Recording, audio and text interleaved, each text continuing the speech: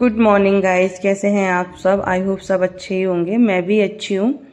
और आज मैं उठ गई थी जल्दी और मैंने बनाया था बहुत सारा खाना, बिकॉज आज हम कन्या खिलाने वाले थे और उन कन्याओं को खाना लेके जाने वाले थे जो रोड पे घूमते रहते हैं और झोपड़पट्टियों में रहते हैं।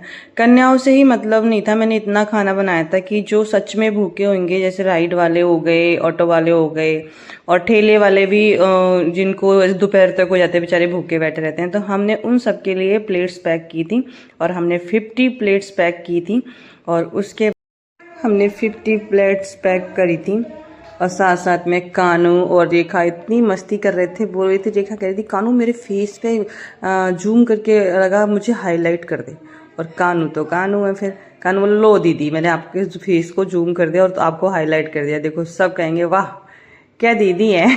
इतना मस्ती कर रहे थे हम सब लोग, मतलब काम के साथ साथ में मस्ती थोड़ी अच्छी भी लगती है, करनी भी चाहिए। ये जो मेरी फ्रेंड है वो मेरी बेस्ट फ्रेंड है। मेरे पास ज़्यादा फ्रेंड नहीं है, बस 2-3 ही फ्रेंड है, मैं उनके साथ ही खुश रहती हूँ और वो भी मेरे साथ खुश रहते हैं। और बहुत अच्छा लग रहा था हम लोग जब ये कर रहे थे। करने के बाद में फाइनली हमारी प्लेटें पैक हो गई और पैक होने के बाद में भाई अच्छे से पैक करने के बाद में हम लोग निकल लिए। रेखा बोली दीदी थोड़ा रुक जाओ मैं तैयार हो जाती हूँ, क्योंकि वो जब आई थी ना तो फिर मतलब उसने चेंज कर ली थी, मेरी टी शर्ट डाल ली थी ढीली ढीली, देखो कैसी फनी फनी लग रही है।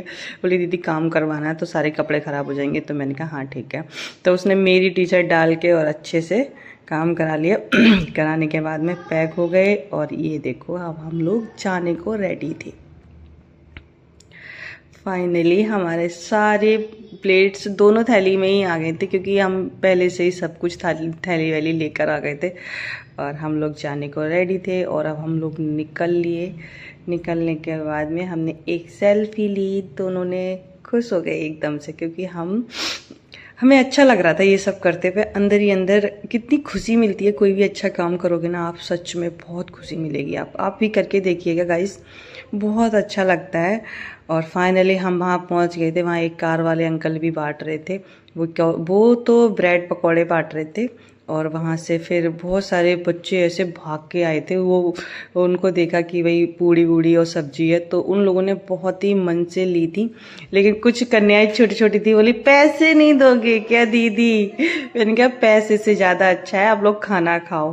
तो फिर खाना उनको दिया और फिर उसके बाद में हम लोग वहाँ से निकल लिए थे। सारी प्लेटें हमारी इतनी झट से बट गए थे, जिसका कोई मतलब इतना पता ही नहीं चला 50 प्लेट्स हमारी कब बट गई। और मुश्किल से आधा घंटा लगा होगा हमको वो सब बांटने में। फिर बीच में याद आया यार रेखा हमने केले तो लिए ही नहीं। फिर हम फाइनली केले लेने पहुंच गए और हम उन अंकल के पास गए थे जिनको सच में पैसे की ज़रूरत थी। देखा हमने अंकल से पूछा कि सारे केले, उन्होंने हमें बोले थे। हमने सारे केले पैक करा के और हम यहाँ पर आ गए थे। और देखो केले भी हमारे फटाफट फटाफट बट गए।